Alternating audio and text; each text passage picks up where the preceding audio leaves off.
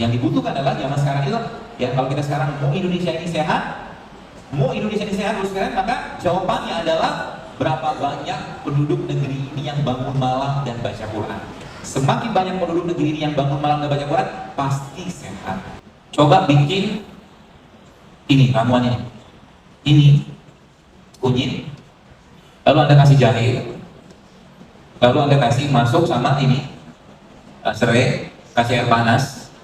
Setelah dia agak hangat, Anda kasih jeruk nipis. Ya, Anda kasih jeruk nipis. Setelah semua teraduk dengan sempurna, Anda saring, lalu blender sama kurma. Coba minum itu tiap hari dan lihat nanti.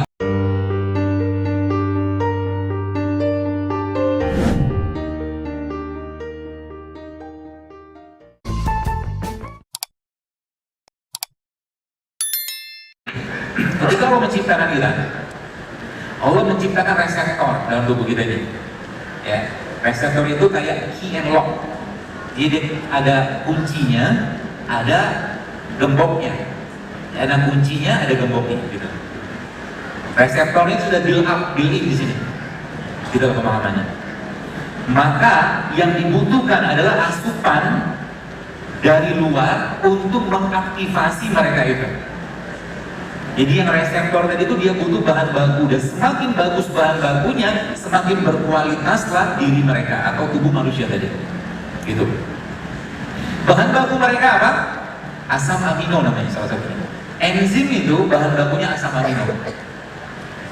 Protein ya juga bahan bakunya asam amino. Jadi secara umum nanti kalau reseptor ini mau dimasukin atau dia mau bekerja dengan baik, maka kasih bahan tambahkan dengan rengkek. Karena sini ada kunyit nih. Ini ada kunyit, kemudian ada apa? Serai. Anda ambil daun, ya, misalkan ada air gitu kan, ada potong-potong kunyit ini, datang Anda kasih serai, kasih lengkuas, kasih jahe, dan kasih salah satu daun yang sangat baik, yang biasa dipakai sama orang-orang India kalau masak, namanya daun kari. Daun yang paling, salah satu daun yang sangat tinggi Fe-nya, besinya. Ya. Terus nanti kunyitnya, jahenya, kapulaganya, daun karinya Anda rebus semua, kasih jahe, lalu dikasih santan yang tidak dipanaskan, tapi santannya Anda peres pakai air kelapa. Kebayang? Jadi santan itu sehat, asal jangan dipanaskan. Jadi kalau mau bikin kari, bikinlah kari yang santannya jangan dipecah dengan pemanasan, rusak dia. Maka jarinya ada, kapulaganya ada, bunga lawangnya ada, cengkehnya ada, kunyitnya ada, daun karinya ada, daun serainya ada, kemudian dikasih santan tadi itu akan jadi penyubur kandungan yang luar biasa. Namanya apa? Kari. Kari kan jadi kari. Maka India kan banyak penduduknya, karena spermanya bagus-bagus. Di sana orang India makan gorengan. Tapi gorengannya dikasih bumbu, nggak kayak di sini. Di sini kasih apa? Kasih apa? Cabai, micin. Maka jadilah generasi rasa. Ya, maunya semua pakai rasa, dan rasanya sintetik lagi buatan. Padahal apa susahnya bikin penyedap alami? Gitu. Jadi yang diasup sudah hilang asam aminonya, ya. Nggak ada enzimnya atau bahan baku enzimnya, sehingga ketika tubuh masuk dengan makanan-makanan yang tidak sehat tadi, tubuh minta waktu sebentar untuk merefresh badannya, dan muncullah namanya tidur. Betul? Sekarang katanya, kenapa orang habis makan nasi yang itu tuh jadi tidur? Bukan karena banyak lemaknya, tapi karena makanan yang dimakan tadi bahan baku buat enzimnya sudah nggak ada. Nasinya sudah nggak ada bahan bakunya, karena nasi itu sebenarnya bahan baku enzimnya atau bahan terbaik itu justru malah ada pada seratnya, ada pada kulitnya. Nasi itu kan nasi putih, tapi yang makan kulitnya siapa? Ayam. Ayamnya nggak kena osteoporosis, nggak kena diabetes, manusianya kena. Nggak mau belajar dari ayam. Dari zaman dulu ayam kampung sehat-sehat terus ya. Soalnya ayam kampung yang sudah pindah ke kota. Maksudnya pindah kota tuh dia nggak lagi makan makanan yang asli gitu, kan gitu. Jadi ada yang gini. Maka beda ceritanya kalau Anda makan nasi yang penuh gula yang penuh santan tadi, ada beda ceritanya reaksi badan dengan Anda makan sayur dan buah. Beda, karena apa kita? Kenapa? Ada bahan baku di situ, ada asam amino ini. Maka lihat dalam Al-Quran, Allah berikan petunjuk kepada kita, kalau mau makan sesuatu, makanlah buah terlebih dahulu sebelum makan beratnya. Kan petunjuk Al-Quran begitu. Kita kan kebalik. Makan buahnya kapan? Setelah makan. Dan disebut dengan gaya dessert, mencuci mulut. Cuci mulut itu pakai air, bukan pakai buah. Jadi banyak keliru kan, banyak keliru. Contoh ini juga sama, tempe. Tempe itu protein. Protein pada suhu 55 derajat Celcius sudah mulai bermasalah, sudah mulai hilang. Karena tempe itu sehatnya luar biasa. Anda pernah ketemu kimchi yang digoreng kan? Kimchi digoreng kan? Kalau digoreng mah rusak lah kimchinya. Orang di situ ada biotiknya kok, ada probiotiknya di situ. Probiotik kena panas ya rusak. Gitu loh. Maka makan tempenya mentah. Mentah sebenarnya bukan mentah juga. Tempe yang dibikin kayak begini kedelai sudah direbus. Kita aja bahasa kita mentah karena nggak digoreng. Jadi makan tempe sama madu. Pagi-pagi sarapannya itu. Salah satunya atau bikin bubur ayam. Pakai apa? Bukan, pakai alpukat. Alpukat diterok, dihancur-hancurin, di mixer sedikit atau rok gitu kan. Nanti Anda kasih suiran kurma. Itu bubur ayamnya kita. Sehat kan? Murah kan? Murah lah. Bubur ayam sekarang berapa? Rata-rata yang 5, 7 ribu, 10 ribu lah. Anda beli alpukat satu cukup kok. Betul? Cukup. Tambahkan tempe sedikit sudah dapat protein, sudah dapat lemak, sudah dapat asam amino. Kenapa nggak mau ngerjain itu? Belum tahu. Baik sangkanya belum tahu. Ya, maka diubah. Kasihan pemerintah kita. 1 tahun 140 miliar dia beli obat TBC. 1 tahun itu baru 1 obat. Ini belum cerita efek sampingnya. Ya, padahal negeri kita nih 350 tahun kita dijajah Belanda. Ini dijajah apa? Rempah. Ini kan dijajah. Kenapa banyak orang yang sakit-sakitan zaman sekarang? Karena mereka jauh dari rempah, mereka jauh dari rempah, mereka jauh dari sayur, mereka jauh dari buah. Yang dimakan kebanyakan makanan-makanan yang menyenangkan rasa mereka. Gitu, betul kan? Akhirnya apa? Sakit-sakitan. Dan kalau mobil itu mau bermasalah, dia ngasih tanda dulu. Tiba-tiba di starter nggak bisa. Sama pagi-pagi tiba-tiba mau bangun susah. Starter nggak bisa. Keberatan karena malamnya ngapain? Makan nasi goreng. Kan gitu kan? Makanya kalau bahasa Inggrisnya, ini ala-ala saya, bahasa Inggrisnya sarapan itu apa? Breakfast. Breakfast itu kan fast yang di break. Kan puasa kita malam kan? Maka sebelum tidur itu bahkan disebutkan dalam hadis jangan makan. Hadis itu gitu. Kalau mau makan jangan sampai langsung tidur habis makan. Jalan dulu setengah jam gitu habisnya. Pentingnya begitu. Kalau enggak apa? Dia akan fermented, dia akan fermentasi makanan tadi. Balik-balik ketika bangun pagi-pagi harusnya bagian-bagian dalam tubuhnya bersih-bersih segala macam, tapi karena ada makanan masuk dia nggak bersih-bersih, malah kerja lagi. Ya. Maka Allah menciptakan, kalau saya tanya Anda semua, lebih pilih makan atau tidak makan? Pasti pilih makan, siapa pilih makan? Karena makan bagian dari nafsu kan? Karena Allah maha tahu kita dan Allah jauh lebih tahu dari kita, kebutuhan kita, maka Allah ciptakan kondisi untuk manusia tidak makan, namanya puasa. Itu benar ceritanya. Iya. Kalau saya pernah bahas itu kan, ada bayangan kalau seandainya kita ngikutin pola ini aja, berapa banyak dana atau anggaran kesehatan kita bisa save, kita bisa hemat. Senin Kamis 2 kali 4 8. Ayamul Bid 13, 14, 15. 8 sama 3 udah 11. Tanggal 17-nya, tanggal 19-nya atau tanggal 21-nya berbekam. Apa itu gak skenario? Skenario itu disuruh puasa dulu, besok suruh berbekam. Bagian tubuh kita ini yang paling banyak terekspos dengan polutan apa? Kulit. Maka bekam itu di kulit. Puasanya urusan sama kolbu. Fisik itu ngikut aja. Maka puasa itu jangan banyak makan. Ya, kalau cerita tadi makan, Nabi mengajarkan apa? Ketika berbuka puasa, cerita breakfast tadi makan, Nabi makan kurma. Maka bagi-bagi ketika Anda bangun tidur, yang Anda makan apa? Minum air putih dulu. Itu yang pertama. Atau kalau enggak, Anda makan buah.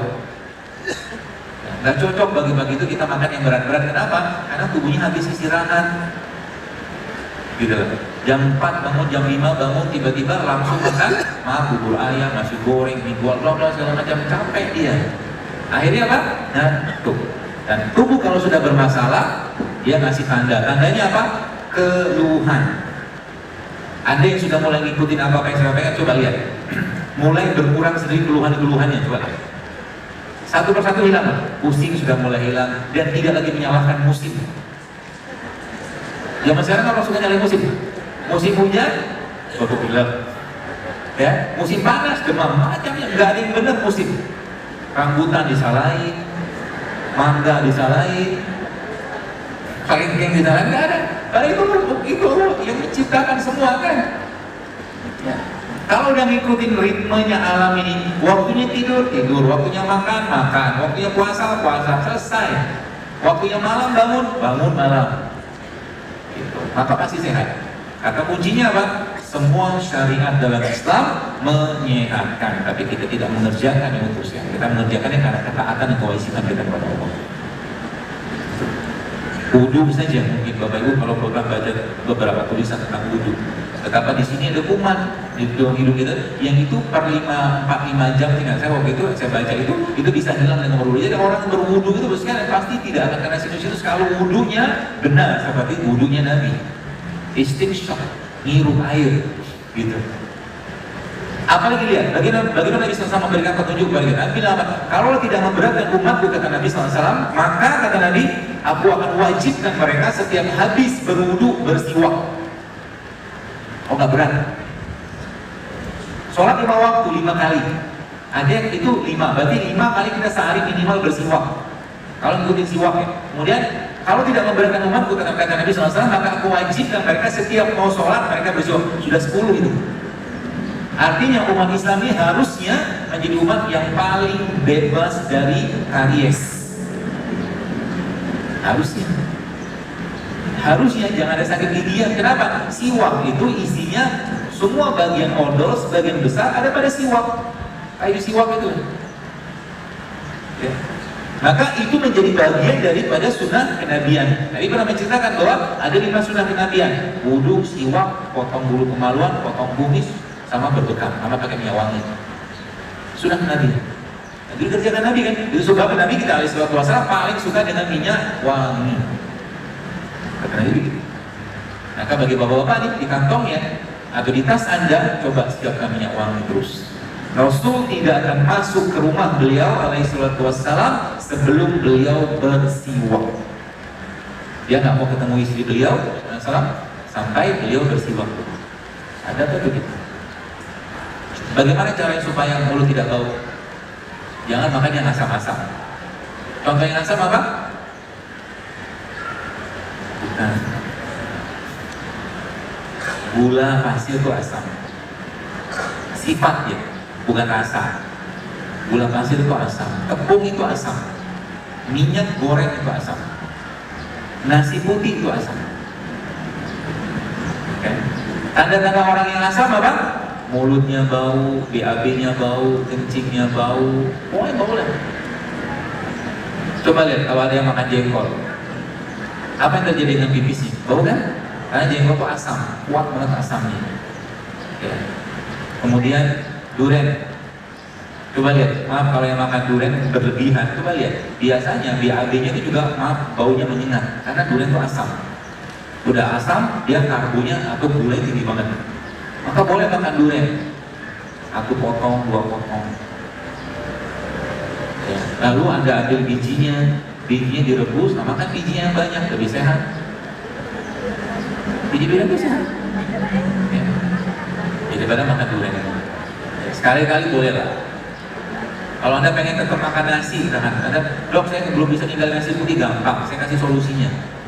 Ya, solusinya gimana? Anda ambil bawang merah, bawang putih, cabai, kasih kurma, cabai nggak usah banyak-banyak. Anda kasih minyak zaitun, campurkan ke nasi tadi, maka nasinya akan penuh dengan serat dan enzim. Aman juga. Enak juga. Kenapa perlu kurma? Perlu asam amino lah. Kurma itu asam amino luar biasa. Jadi kalau kita pengen makan nasi, bahkan gak usah banyak makan-makan, ya. Ada katakanlah nasi juga gak usah banyak-banyak, sambalnya. Saya begitu polanya.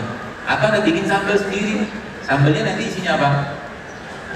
Bawang putih, ya, bawang putih, cabai rawit, garam, sama kurma.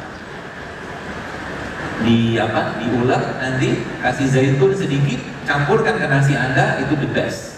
Rasanya juga akan enak dan Anda tetap aman gula darahnya, insya Allah. Asal jangan banyak-banyak juga nasinya, ya. Seperti itu. Jadi toyib dari halal, dari toyib itu apa? Dimakan jangka panjang tidak menimbulkan efek, itu toyib. Ya. Aman. Makanya jadi kalau sering saya sampaikan, banyak orang bilang, dokter, herbal itu kerjanya lama ya? Bisa iya, bisa enggak. Jadi gini, kita bicara ini, kunyit aja, kunyit nih. Kalau Bapak Ibu baca penelitiannya, banyak banget penelitian tentang kunyit. Dia booster hormon bagi bapak-bapak, ya. Kalau mau testosteron yang bertambah, minum kunyit. Tambahkan dengan habatus sauda. Ya. Dia juga punya anti-aging, dia juga punya anti penuaan, kunyit. Makanya India adalah salah satu negara yang angka demensia atau pikunnya paling rendah di dunia, karena tingginya konsumsi kunyit. Gitu. Jadi dia tadi toyib. Jadi bicara tentang herbal tadi, maka dia nih dalam satu bahan dia nih itu banyak sekali bahan-bahan aktifnya, tapi jumlahnya kecil, dikit. Ya, artinya apa? Artinya sekarang Bapak Ibu, kalau Anda mau mengasup enzim itu dengan baik, maka makanlah sayur tiap hari, makan buah tiap hari, makan rempah tiap hari, makan rimpang tiap hari, tukar-tukar aja jenisnya. Tukar-tukar aja. Karena dalam mereka itu semua terkandung bahan bakunya untuk enzim badan kita itu asam amino.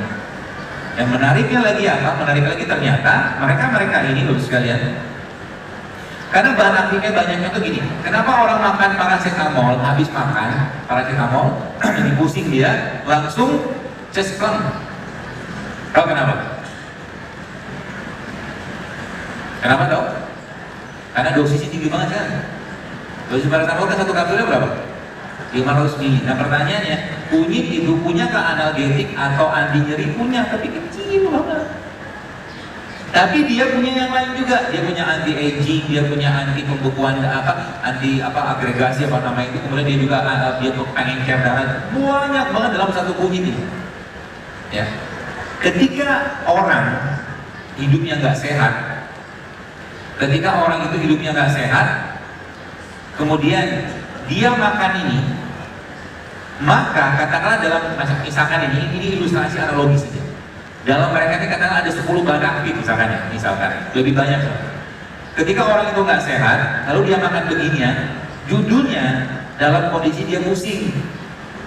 Dalam kunyit kan ada bahan anti pusing lah, maka dia nggak langsung kerja ngilangin pusing tadi, dia patroli dulu, bersih-bersih dulu. Paham maksudnya? Dia bersih-bersih. Beda cerita dengan orang yang sudah relatif hidupnya sehat atau clean, jarang makan yang aneh-aneh, jarang makan yang gak sehat, dia sudah makan beginian sering. Ketika dia sakit, ada pusing, meskipun bahan di sini sedikit, dia langsung ke sana kerja karena kepalanya udah bersih, Bang. Itu ilustrasinya. Maka sejak zaman dulu orang-orang Indonesia tidak pernah ada informasi keracunan kunyit, keracunan jahe, keracunan kencur. Betul? Tidak ada ceritanya. Jadi jangan tanya sama saya, beliau ini aman atau tidak, karena yang ciptakan dia ini Allah. Betul? Sedangkan di luar sana yang menciptakan manusia, bukan menciptakan, yang buat. Kalau menciptakan dari nggak ada menjadi itu menciptakan. Kalau buat itu kan sesuatu yang ada dimodif. Maka dari kunyit misalkan yang tadi ada bahan untuk anti nyerinya, yang misalkan bahan anti nyeri dia senyawanya ya, misalkan A1, B1, C1 dalam jumlah dosis 0,005 kecil banget sama pabrik. Oh, ini A1 B1 digandakan dosisnya, digedein, dibesarkan, dan langsung cespleng. Tapi ingat, dia punya teman, sedangkan yang 500 mg gak punya teman. Sehingga apa? Kalau dia dimakan terus-menerus, dia punya banyak teman yang patroli. Kalau itu dimakan terus-menerus, pasti muncul efek samping. Paham sampai sini? Gitu. Cerita begitu. Mobil Toyota ketika dibikin di Jepang atau mungkin di assembly di sini atau dirakit di sini, nggak mungkin diberikan kepada kita yang beli mobil tadi kalau tidak ada spare part-nya, tidak mungkin. Harus ada yang bikin apa bannya, harus ada yang bikin radiatornya, harus ada yang bikin kacanya, harus ada yang bikin tali apa segala macam dengan spare part-nya. Manusia diciptakan oleh muka bumi, masa nggak ada spare part? Maka spare part-nya apa? Allah ciptakan di mereka ini. Saudi tidak tumbuh mereka dengan baik seperti Indonesia, maka Allah ciptakan di sana superfood untuk menggantikan itu semua. Namanya apa? Kurma. Orang Jawa Barat di sana tumbuh sayur dengan sangat gampang, di sana cenderung dingin, maka di sana dimunculkan kebiasaan oleh Allah. Orang-orang sana suka makan wedang supaya ketemu panas dinginnya. Anak-anak semua, gitu. Apalagi yang minuman-minuman atau makanan-makanan yang disebutkan Allah dalam Al-Quran ataupun disebutkan oleh Nabi dalam hadis-hadis Nabi SAW. Maka tinggal pelajarin aja, baca datanya. Lihat sesuatu itu jangan lihat dengan mata kepala, lihat dengan mata hati. Ada pohon kelapa di situ, apa daunnya panjang, ada buah di situ. Siapa yang susun? Allah yang susun. Ngelihat sesuatu itu dengan akidah, dengan iman. Bentuk mereka kayak begini, gak beraturan, ya kan? Ada warna kuningnya. Maka Allah juga menciptakan tubuh kita ada tanda. Ketika livernya bermasalah, maka tubuh manusia tadi juga berwarna kuning. Maka dikasihlah orang zaman dulu kuning untuk orang hepatitis, orang penyakit liver, termasuk juga dengan temulawak. Siapa yang kasih insting itu ke mereka? Tuhan. Sains itu menjelaskan, gitu loh.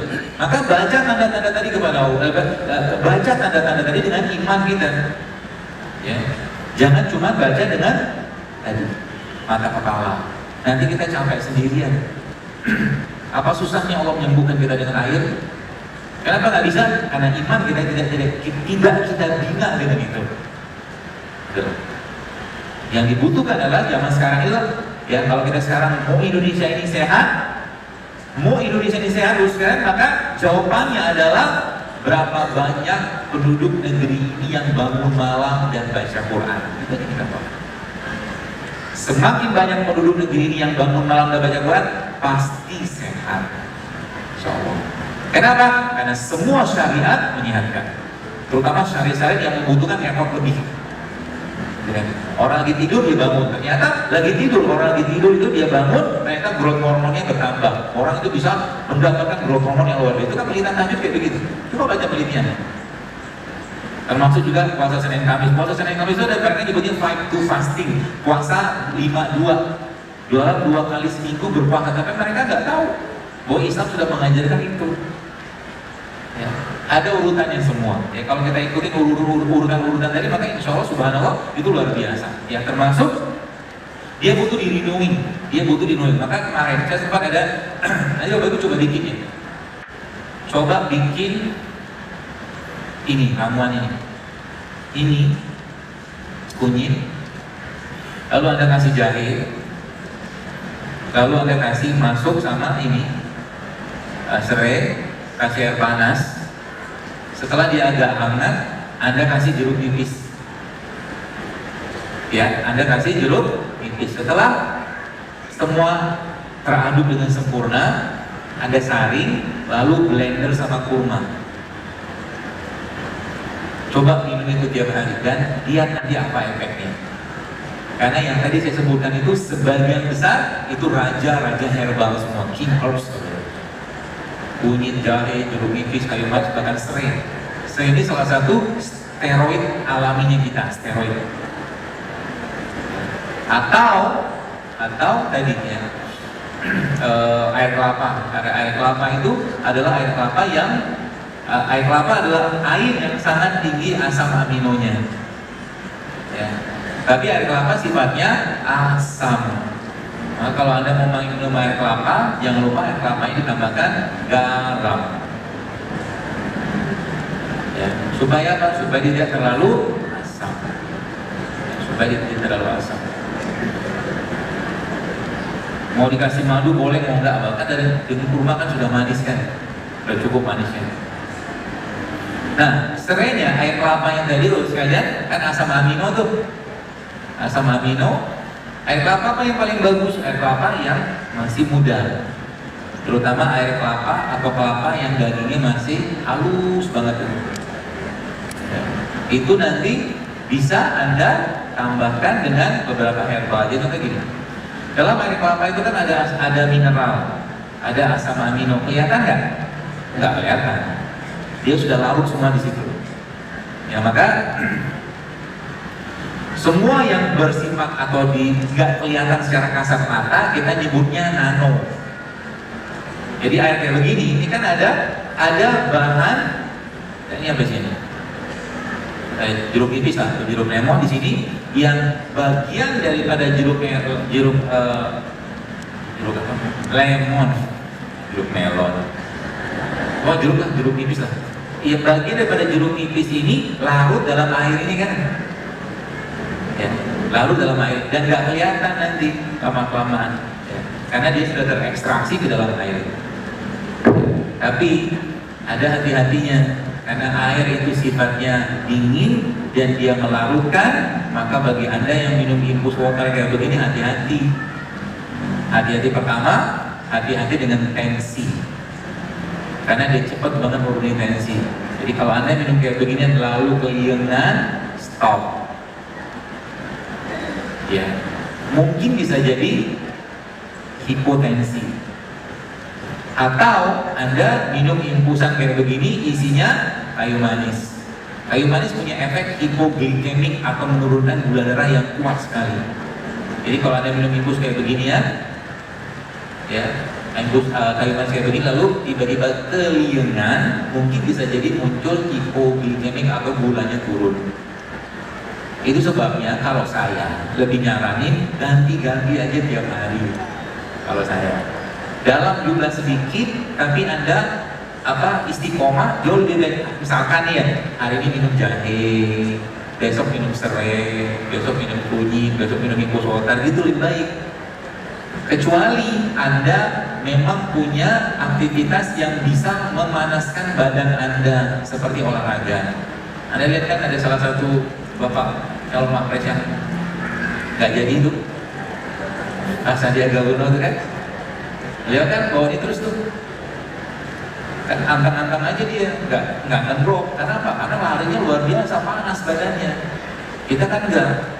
Ya. Jadi kalau minum infus water itu harus ada pemanasnya, karena dia dingin. Kalau dibiarkan terus-menerus kayak begitu, apa yang terjadi? Ginjalnya akan ngedrop. Itu ilmunya. Ya, seperti itu. Jadi boleh nggak minum beginian? Boleh. Ya. Lebih bagus lagi Anda makan buahnya. Ya. Jadi semakin alami makan itu Anda makan, semakin sehat. Ya, semakin sehat kita. Misalkan ini, serai yang paling baik itu serai seperti apa? Serai yang baru Anda petik dari tanah, lalu Anda bikin air serai bagus. Kalau udah kayak begini, dia pasti teroksidasi. Maka dalam Islam memberi nafkah kepada keluarga dari hasil cocok tanam itu pahalanya double. Gitu. Jadi kalau bisa, kalau nggak bisa seperti apa? Ya jangan buka pembungkusnya. Kan oksidasi dia ini kalau bungkusnya dibuka kan dia mulai kuning dari kan. Nah kan bungkusnya ini maka di situ letak antioksidannya. Jadi semua buah-buahan itu antioksidannya, pelindungnya letaknya di kulitnya. Bahkan dia punya ada anti kanker, serat, contoh misalkan apel. Apel itu seratnya atau anti kankernya, pektinnya itu letaknya ada pada kulitnya. Tapi sayangnya kulitnya dikasih wax. Ya, maka lebih baik kalau Anda mau makan apa, cari apel lokal aja. Ya, apel lokal yang enggak banyak. Jadi kalau dilihat apel kan kinclongnya luar biasa, kayak bisa bercermin gitu di situ. Angka kinclongnya. Ya, seperti itu. Jadi semakin alami badan kita sekarang semakin bagus ya. Reseptor kita tidak akan dapat bahan baku. Seperti itu, Sobat. Dan lihat, jadi gini, mau bantu penyakit itu jangan diobati penyakitnya. Kasih makan enzimnya. Enzim itu bisa dikasih makan kalau kita kasih makan dia asam amino, Bang. Asam amino dapat dari mana tadi? Sayur, buah, dan segala jenis daun-daunan. Bahkan yang luar biasa, ada satu jenis daun yang punya kandungan asam amino yang luar biasa. Ya, dan sudah pernah dengar saya jelaskan itu daun kelor. Daun kelor itu asam amino itu sangat tinggi.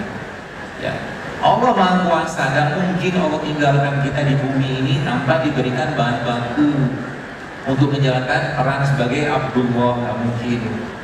Allah ciptakan kayu manis, Allah ciptakan jeruk nipis, Allah ciptakan serai, segala macam untuk kebutuhan kita. Ya. Jadi lagi-lagi pesan saya sebagai penutup, ya pertama tadi ya, perhatikan ya, apa yang kita makan. Tiap hari maksudnya dari sisi hartanya kita itu, kalau mungkin ada sumber-sumber yang tidak halal, stop. Nggak berkah nanti.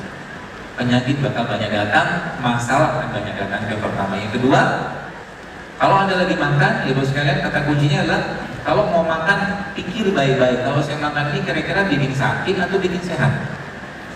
Mikir kita, apalah yang kilun kata Allah. Ya. Kalau bikin sehat kita atau minimal gak muncul penyakit, ya sudah makan, silakan. Tapi ingat, kata kunci ketiga apa? Jangan berlebihan. Ya berlebihan. Makanan sehat, kurma sekalipun dengan luar biasanya kurma sama amino, serat, besi segala macam. Kalau sehari makan 1 kilo kurma, katanya yang juga diabetes. Ya kan? Gak boleh. Wakulu wasrobu walatusrifu kata Allah. Makan silakan, tapi jangan berlebihan. Kata Allah begitu. Pikir baik-baik. Dan jadikan hidup sehatnya buat sekalian sebagai bagian dari ketaatan kita. Jangan lifestyle. Kalau cuma lifestyle, Anda cuma dapat apa yang Anda makan.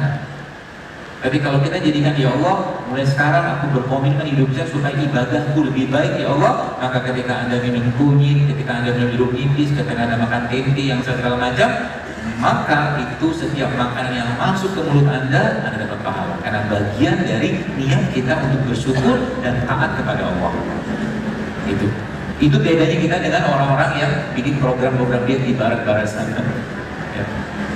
Kalau sudah sehat, jangan malu-maluin Rasulullah, kata saya gitu. Maksudnya gimana? Kalau sudah sehat, harus lebih taat. Kalau sudah sehat, harus lebih semangat bangun malam. Kalau sudah sehat, harus semangat baca Quran. Kalau sudah sehat, harus semangat sedekah, silaturahmi segala macam. Segala macam kebaikan itu harus kita kerjakan lebih banyak. Kalau sudah sehat, mumpung sehat. Sebab apa? Ada hadis yang lain. Jadi bagi Anda yang sudah biasa, misalkan ya, Anda sudah biasa hidup dengan ibadah tertentu, misalkan satu hari sholat duhanya 12 rakaat, misalkan, terus sering banget Anda kerjakan, nggak pernah putus. Lalu tiba-tiba Anda ada uzur, sakit atau safar, dan Anda tidak bisa melaksanakan sholat duha 12 rakaat, maka Anda tetap dapat pahala 12 rakaat. Itu mumpung sehat, perbanyaklah berbuat baik. Dan ingat, berbuat baik itu bagusnya itu luar biasa, apalagi berbuat baik untuk orang lain. Kalau sekarang saya tanya kepada Anda, maukah Anda diberikan sebuah hadiah umroh kan misalkan, atau mungkin Anda diberi kesempatan untuk iktikaf 1 bulan penuh di Masjid Nabawi? Mau banget, ya kan? Pertanyaannya, mungkin waktu nggak ada, urusan kita banyak, kerjaan banyak, maka Nabi SAW berikan petunjuknya kepada kita. Apa kata Nabi? Membantu hajat saudaraku kaum muslimin, kata Nabi, menyelesaikan hajatnya jauh lebih aku cintai daripada iktikaf 1 bulan penuh di masjidku ini. Maksudnya gimana? Ada lagi tempat wudhu, misalkan di mall atau di mana, tiba-tiba ada lagi pakai sandal tuh. Ada orang mau wudhu, orang itu pakai sepatu. Oke, orang itu pakai sepatu. Lalu hajatnya dia kan pengen pakai sandal supaya sepatunya nggak basah. Lalu Anda kasih sandal itu kepada orang tadi, maka itu jauh lebih baik daripada iktikaf 1 bulan penuh di Masjid Nabawi. Sesederhana itu melakukan kebaikan. Ya.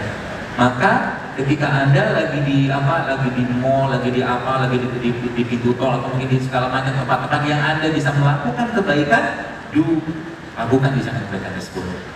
Jangan pernah dalam kehidupan kita tidak melakukan kebaikan untuk orang lain. Minimal dengan cara apa? Berdoa. Penduduk umat Islam di dunia berapa miliar? Sebulan 4 miliar. Saya juga nggak tahu, sebulan mungkin 4 miliar. Pertanyaannya, bagaimana Anda bisa mendapatkan pahala dari 4 miliar ini? Gampang, doa saja dengan doa Allahumma fir lil muslimina wal muslimat wal mu'minina wal mu'min. Tambah lagi al-ahya'i minhum wal amwat. Orang yang mati, yang hidup, yang salah, ada pahala sama mereka. Kalau dirasakan Islam kan? Maka jangan pelit mendoakan orang lain. Kalau pengen kaya, doakan orang yang sudah kaya. Semoga Allah tambahkan kekayaan untuk Anda. Gitu. Nanti malaikat bilang sama kita, wala tamistuhu, wala tamistuhu. Engkau seperti apa yang kau doakan. Jadi mungkin ada orang nggak kaya-kaya, kenapa? Karena pelit ngedoain orang kaya.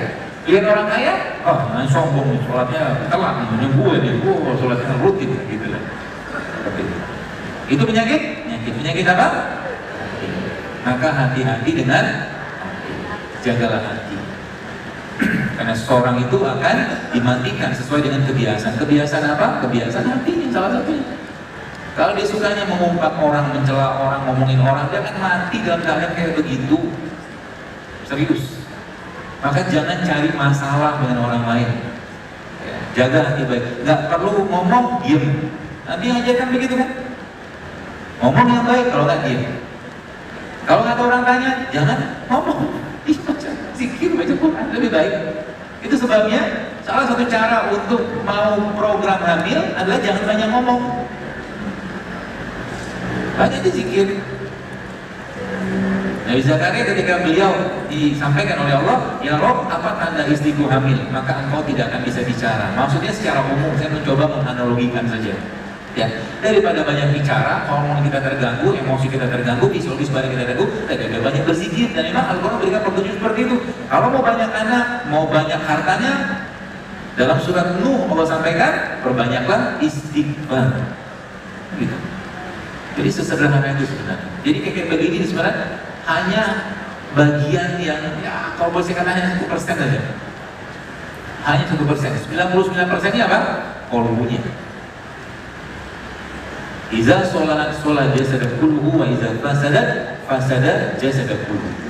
Kata Allah dalam tubuh manusia terdapat sumpah daging, kalau dia baik semua, kalau dia rusaklah semua. Daging itu adalah kolbu, maka jaga hati baik-baik.